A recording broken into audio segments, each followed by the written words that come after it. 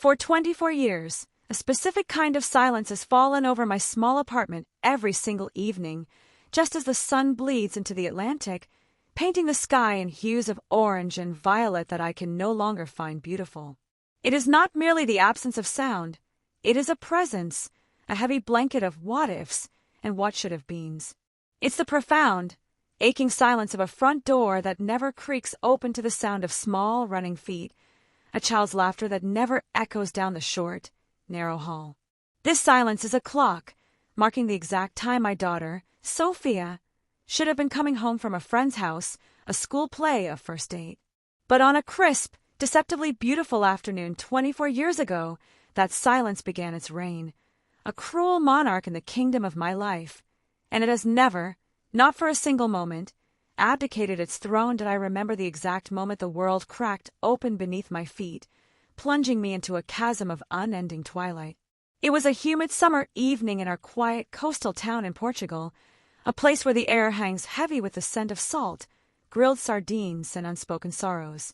I was 28, a young mother who believed her world was as solid and dependable as the ancient, worn cobblestones in the village square. My life was simple, and in its simplicity it was perfect. That evening, I was cradling my Sofia in my arms after tucking her into her little bed, the one with the faded, pink canopy she adored, a hand-me-down from a cousin that she treated like a royal pavilion. She was only 4, a whirlwind of life with wide, trusting brown eyes that mirrored my own, and a cascade of dark, unruly curls that bounced like coiled springs when she laughed. And she laughed constantly, a sound like wind chimes in a summer breeze. Her joy was my anchor in a world I sometimes found overwhelming. I had just finished reading her favorite story, a silly book about a mouse who sailed the sea in a walnut shell. I can still feel the weight of her head on my shoulder, the warmth of her breath against my neck. I kissed her warm forehead. She smelled of sunshine, sweet milk, and the faint, chalky scent of the pastel crayons she'd been using all afternoon. I whispered our nightly ritual, the words of sacred pact between us. Boa noite, meu anjo. Good night, my angel. She whispered back, her voice thick with sleep. Boa noite, mama. The night was unusually warm and still, the air thick enough to drink. I stepped out onto our small, wrought iron balcony for a breath of sea air, leaving her bedroom door slightly ajar. It was a habit born of her own little fears. Sofia hated feeling closed in. She insisted with the unwavering logic of a 4-year-old that the moonbeams couldn't find her to give her sweet dreams if the door was fully shut. From the balcony, my world was serene. I watched the local fishing boats bobbing on the dark, ink-black water, their lights like fallen stars scattered on black velvet. It was a painting I had seen 1,000 times. I thought about my husband, Marco, out on one of those very boats, his hands calloused from the ropes, his face weathered by the sun and sea. I thought of the simple, beautiful life we were building, brick by patient brick. I was lost in the gentle, hypnotic rhythm of the waves lapping against the shore for maybe 10 minutes, 15 at the most. A brief, stolen moment of peace. A fatal, unforgivable mistake.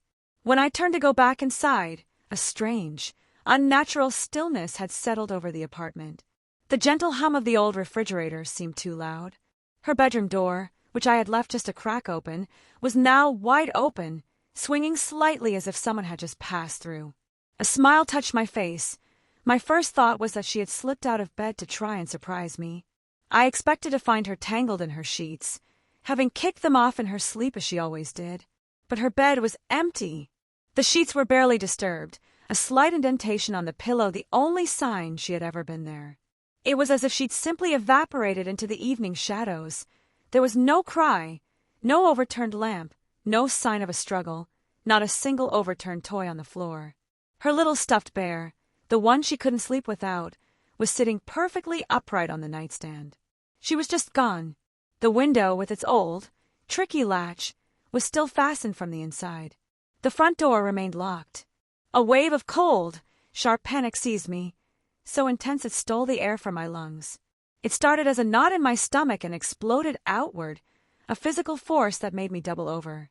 I screamed her name, not a word, but a raw, animal sound torn from the depths of my soul. Sofia! Sofia! I screamed until my throat was raw, my voice swallowed by the indifferent roar of the ocean below. I tore our tiny apartment apart, my hands shaking so violently I could barely open the cupboards, the drawers, the closet where she loved to hide during our games of hide-and-seek. I looked in places that made no sense: the laundry basket, the cabinet under the sink, my mind refusing to accept the impossible reality. My neighbors, an elderly couple named Mr. and Mrs. Almeida, heard my desperate cries and rushed over, their faces etched with alarm. It was Mr. Almeida who made the frantic calls.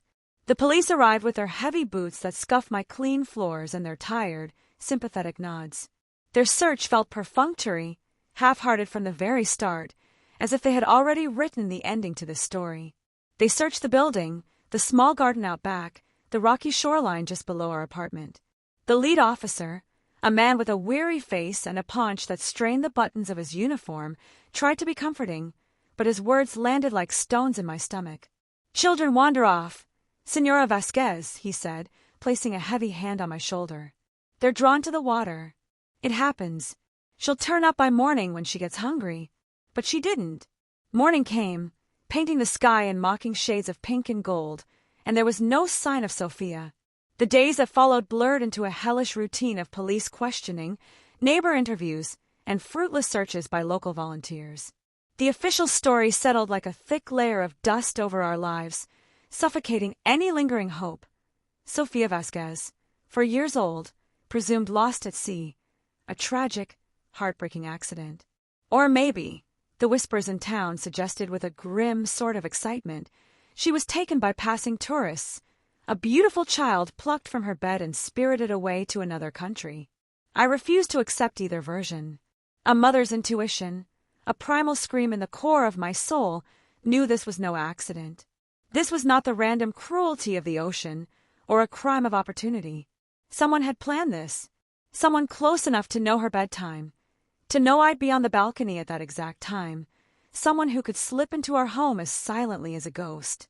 Those first few years are a fog, a blur of grief, so thick it choked the air I breathed. I became a ghost in my own life. I barely slept, and when I did, I was haunted by visions of her tiny hand reaching for me from just beyond my grasp, or the sound of her laughter echoing from an empty room. I'd wake up in a cold sweat, convinced I heard her voice calling "Mama" from the waves, the sound so real, so vivid, that I'd sprint to the balcony in a frantic daze, my heart pounding, only to be met with the vast, empty, unforgiving sea. It felt like the ocean was mocking me. My husband, Marco, tried to hold us together at first. He was a fisherman, broad-shouldered and weathered by the elements, a man who had always seemed as steady and predictable as the tides. We had met when I was just 20, and he was impossibly charming, full of grand stories of storms weathered and giant fish caught, whispering promises for our future under starry skies. But grief is a corrosive poison.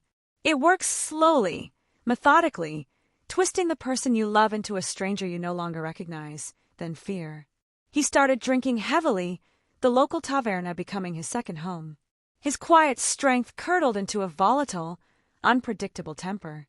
Then came the blame, first as a trickle, then as a flood.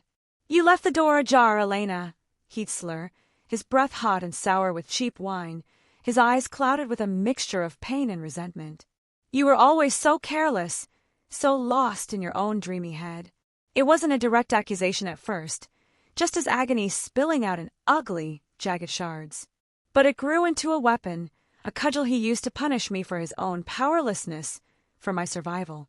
Our home, once filled with Sofia's laughter, became a suffocating, silent space, punctuated by whispered arguments that would inevitably explode into furious shouts. He'd blame my dreamy ways, my momentary lapse on the balcony. How could I defend the impossible, soul-crushing weight of that single, catastrophic moment? The police interviews didn't help our fracturing relationship. They eyed him with suspicion, as they always do with husbands. But he had a solid alibi. He was out on his fishing boat with his entire crew, miles from shore. With no evidence, no body, and a plausible accident theory, their focus drifted away from him. Still, a seed of doubt, ugly and persistent, festered in my heart. Could he have arranged it? It seemed impossible, monstrous. But the man who now looked at me with such contempt was a stranger. Our marriage, already fractured, crumbled completely under the weight of it all. We divorced 2 years after Sofia was gone. He moved down the coast, and within a year, he had remarried a younger woman, a girl who worked at the cannery, who quickly gave him the sons he'd always wanted.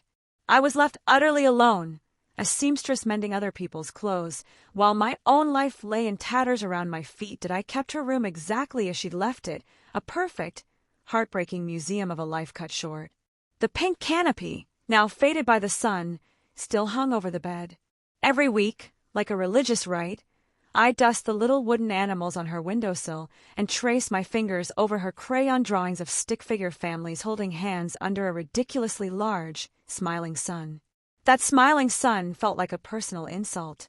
Friends and family eventually drifted away, their visits becoming shorter, their phone calls less frequent.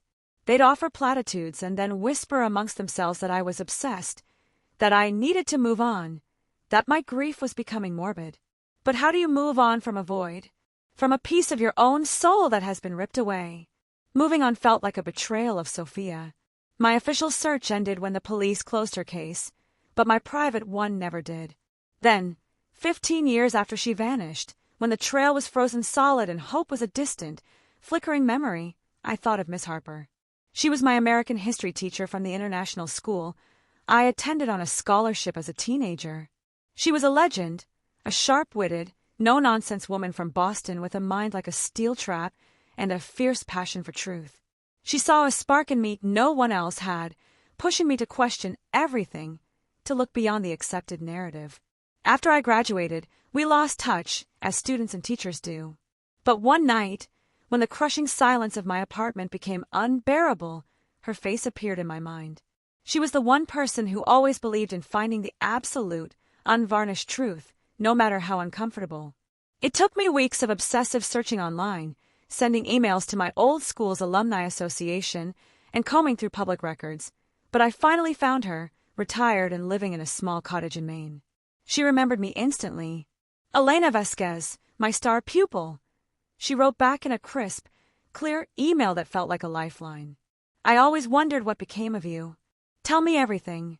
Before I tell you about the cold, methodical rage that consumed me and the intricate plan I hatched to get the only kind of justice that mattered, please take a second to subscribe to the channel, hit that like button, and drop a comment guessing what the final twist will be." Now, where were we? Our emails, which soon turned into late-night international phone calls, became my new obsession. Miss Harper, with her brilliant academic mind and relentless curiosity, became my general. She still had an incredible network. Old colleagues who were experts in genealogy, friends in international law, and most importantly, access to obscure academic and governmental databases I never knew existed. "Records don't lie, Elena," she said in one of our calls, her voice a comforting, steady anchor in the chaotic storm of my world. "But people do, and people who lie always leave a trail of breadcrumbs. We just have to be patient enough to find them." It took her nearly a year of painstaking, meticulous work. She spent countless hours digging through digital archives, cross-referencing public records, and filing information requests across 2 countries. I lived on the edge of my seat, my phone always in my hand, my email constantly refreshed. And then, one rainy afternoon, an email landed in my inbox. The subject line contained just 3 words. I found it. My heart stopped beating for a second before hammering against my ribs like a trapped bird. With trembling hands, I opened the email. She had uncovered Sofia's original birth certificate, a set of adoption papers that had been sealed by a court order in Spain, and a digital trail of forgeries and lies that was as clear as a diagram in a textbook. And every single thread, every forged signature, every falsified document led back to one person, Marco. It was a meticulously crafted, diabolically clever deception. "This was altered," Miss Harper wrote, her words brutal and direct beneath the scanned documents she had attached. "The official record states the child died. But look here. Someone went to extraordinary lengths to legally erase her from your life and create a new identity for her. Marco signed off on an adoption, but the paperwork was backdated to appear as if it happened months before her disappearance. The witnesses were fabricated. Their names don't exist in any official registry. The notary's seal is a forgery. Your daughter didn't just vanish, Elena. She was sold. My blood ran cold, turning to ice in my veins. The evidence was irrefutable, laid out in cold, black and white print. A shadow adoption to a wealthy, childless couple in Spain who had, according to Miss Harper's research, been trying to adopt for years without success. The motive? It was as old and ugly as time itself, money. In a separate attachment, Miss Harper had found proof of Marco's significant gambling debts he had skillfully hidden from me during our marriage. The Spanish couple had paid handsomely for a quiet arrangement that would get them a healthy child with no questions asked and no legal entanglements. He had sold our daughter, our Sofia. He had treated our child like livestock. Then he staged her disappearance, cried crocodile tears, and played the role of the grieving father, all while letting me live in a private hell that he had personally designed and constructed for me. That night I confronted him. The grief that had defined me for 2 decades transmuted into a white-hot, diamond-hard rage. I drove the 2 hours down the coast to his new life, the forged documents clutched in my fist, the paper crinkling with the force of my grip. He lived in a larger house now, with a small fishing charter business he ran for tourists. I found him in his rickety workshop, mending a net under a single bare bulb, the harsh light carving deep shadows into his face.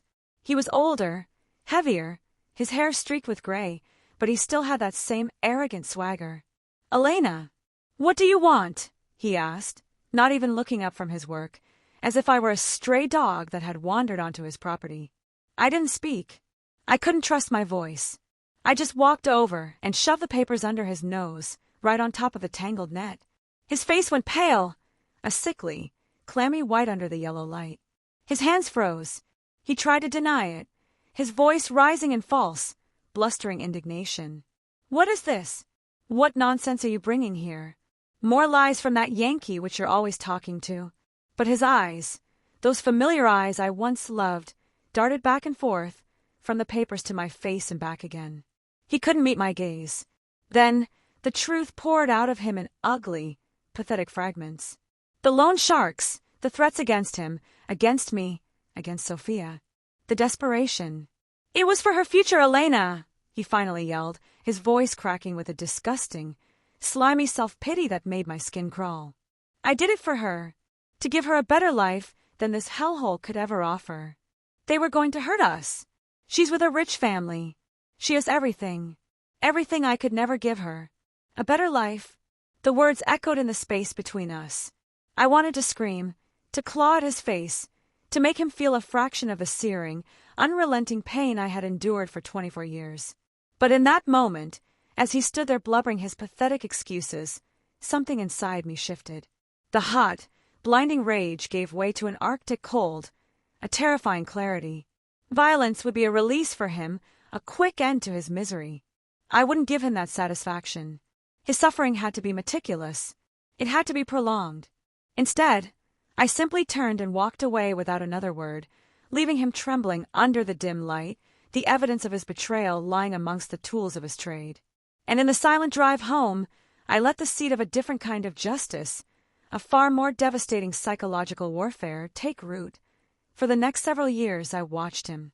He had remarried Carla, a woman nearly half his age, and had carefully constructed a facade of respectability and tragic heroism.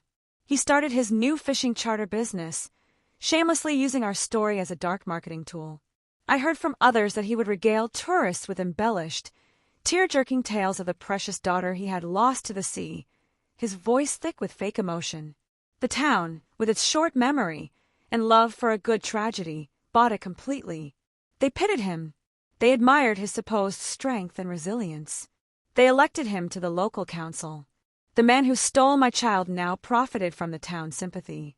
Every local business award he received, every smiling family photo in the local paper with his new wife and daughter, was another twist of the knife in my heart. But I waited, patient as the ocean, methodical as the tides. I gathered intelligence, meticulously spinning a web he could never see. I became a ghost in his world. I'd sit in cafes where he held his boastful meetings, pretending to read, my ears trained on his conversations. I learned his routines, his new business partners, his political ambitions, his fears. Most importantly, I got close to his wife, Carla. As the town's quiet, well-respected seamstress, I had the perfect excuse. She came to me for dress fittings for town events. During those intimate sessions, I planted subtle, poisonous seeds of doubt. Marco seemed so strong, I'd say with a sad, knowing smile, my eyes full of feigned pity. But a grief like that, it changes a man, doesn't it? It can make him do things he'd never admit, even to himself. She'd laugh it off at first, patting my arm sympathetically. But I saw the flicker of unease in her eyes. I wasn't creating suspicion. I was just watering a seed of doubt that was already there. Meanwhile, Miss Harper continued her work, my silent partner in this undeclared war. She fed me more information, financial trails that led to offshore accounts he had hidden from his new wife, details of his business dealings. And then one day, photos, screenshots from a private social media profile. A young woman studying art in Barcelona. Her name was Isabella. It was Sofia. My breath caught in my throat. I stared at the screen for hours, my heart aching with a force that nearly buckled my knees. It was her. She had my eyes, the same shape, the same deep brown color. She had Marco's determined jawline, but her smile was all her own. It was bright and full of life. I resisted the overwhelming, primal urge to get on the next flight to Barcelona, to find her, to scream that I was her mother. But I knew that reaching out too soon, too emotionally, would shatter everything. It would scare her and alert Marco. My revenge had to be surgical. It had to be a complete and total dismantling of his life from the inside out. My reunion with my daughter would be on my terms, after the war was won. My life became a double existence. Outwardly, I was Elena, the quiet, sad seamstress whom everyone pitied, a relic of a bygone tragedy. Inwardly, I was a strategist, a general plotting the checkmate of a long, brutal war. Marco's charter business grew. He even bought a bigger, more impressive boat. In a final, grotesque act of public deception and breathtaking arrogance, he named it Sofia's Hope. The dedication ceremony was a major town event. The mayor was there. Marco gave a speech, his voice cracking with emotion as he dedicated the boat to his lost angel. Standing at the back of the crowd, watching him bask in the applause, made me physically ill. The hypocrisy was a poison gas, and I was the only one not breathing it in. Miss Harper, sensing my growing impatience and my barely concealed rage, dug deeper. The record alteration was too clean, too professional. "This was no amateur job, Elena," she wrote in an email. "Marco is a fisherman, not a master forger or a legal scholar. He had help, someone with influence and legal knowledge inside our own town. It came on my 45th birthday, a day I always spent in quiet, solitary mourning. A heavy envelope from Maine arrived by courier. Inside was a sworn statement from the Spanish couple's former maid, now elderly and conscience-stricken, living in a nursing home.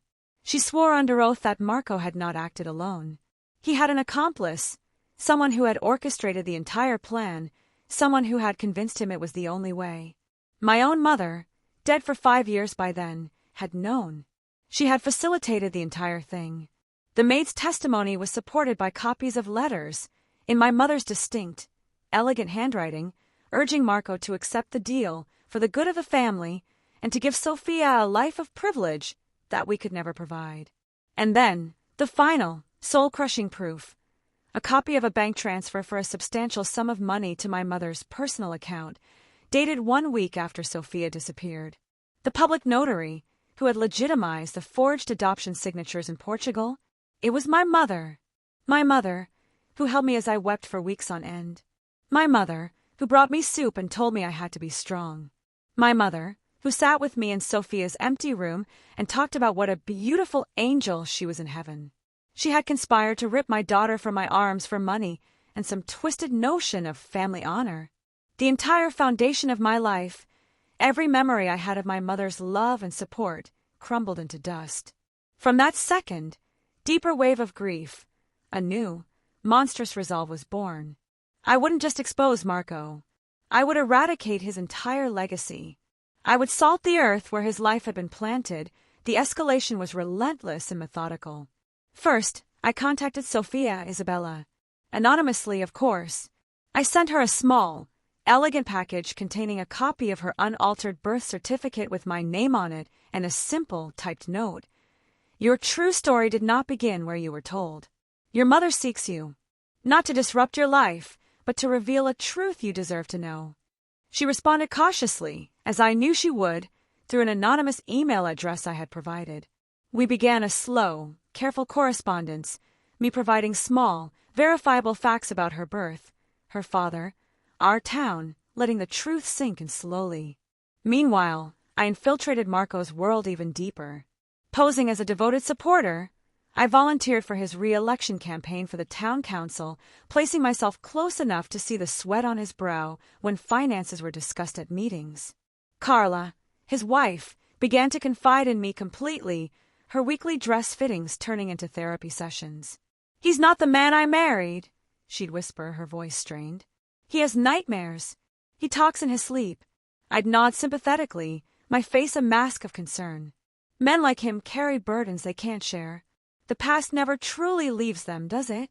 But my real plan was something else entirely, a campaign of psychological destruction. 4 years, I hadn't just been gathering evidence, I had been preparing to manufacture it.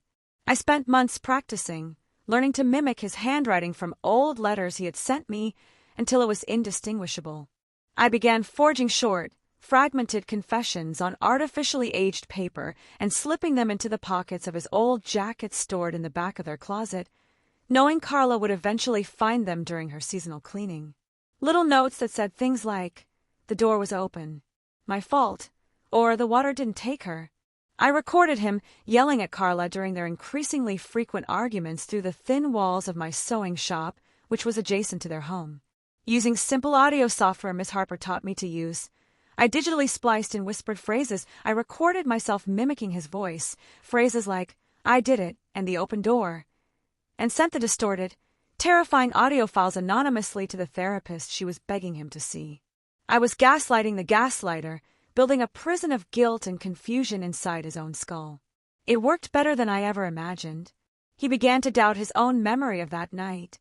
Under the pressure from his wife and his therapist, he started confessing fragments of these false memories I had planted. Carla, armed with the doubts I had already sown and the evidence she was now finding, finally saw him as the monster he was. She left him, taking their young daughter, just 3 days before I made my final move. The climax came 6 months ago at a televised town council meeting.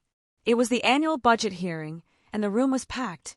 Marco was at the podium, basking in the applause after announcing a new town initiative, a memorial plaque to be placed by the sea for all children lost to the waves, a plaque to be named, of course, after Sofia. It was the absolute peak of his hubris, the pinnacle of his performance. As the applause died down, I stood up from the back of the room. A few people turned to look at the quiet seamstress. I didn't shout. I just walked calmly to the front of the room, plugged my laptop into the projector that was set up for budget presentations, and displayed its contents on the large screen behind his head. The hall fell silent. The first image was 2 documents side by side, the forged adoption papers and the original birth certificate. Then my mother's letters. Then the maid's sworn affidavit. Then the bank transfer to my mother's account. Gasps and murmurs rippled through the crowd. This man, my voice echoed, cold as steel through the microphone I took from the podium, did not lose his daughter. He sold her. Chaos erupted. Phones were out, filming. Carla, who I had told to be there, stood by the door, her face crumpling in vindicated disgust. His sons from his second marriage, now grown men sitting in the front row, stared at him, their faces a mask of dawning horror and revulsion. But the exposure wasn't just about public shame. It was about triggering the psychological bomb I had so carefully built. Live on the local news broadcast, Marco didn't just deny it. He broke. He stammered, his eyes wide with genuine, terrified confusion, and began to confess to the memories I had planted in his mind. I think I did it," he stammered, clutching his head, his face slick with sweat. "The door. I remember opening the door. I took her. It was me." His empire, his family, and his mind collapsed all at once, live for the entire town to see. He was ruined not just by the truth of his greed, but by his own unraveling psyche, unable to distinguish his real crime from the ones I had invented for him. Sofia, Isabella, contacted me the next day. We met in a quiet cafe in a town far away from the wreckage of our past. When she walked in, I saw her, truly saw her, for the first time in 24 years. She had my eyes. We just sat there for a long time, and we wept. We wept for the lost years, for the lies, for the mother and daughter who never got to be. And Marco, he was institutionalized, a broken man whispering to empty rooms, tormented by the ghosts of crimes he had both committed and merely imagined. Was it justice? I still don't know the answer to that question. It cost me my youth, my peace, and half a lifetime. But sitting in that cafe, watching my daughter's reflection in the window as she told me about her life, her art, her dreams, it felt like balance. It felt like the beginning of a new kind of silence. A peaceful one. It felt like the end. If this story left you speechless, smash that like button. Tell me in the comments, was justice served, or did I go too far? And don't forget to subscribe, because the secrets people keep are always darker than you think.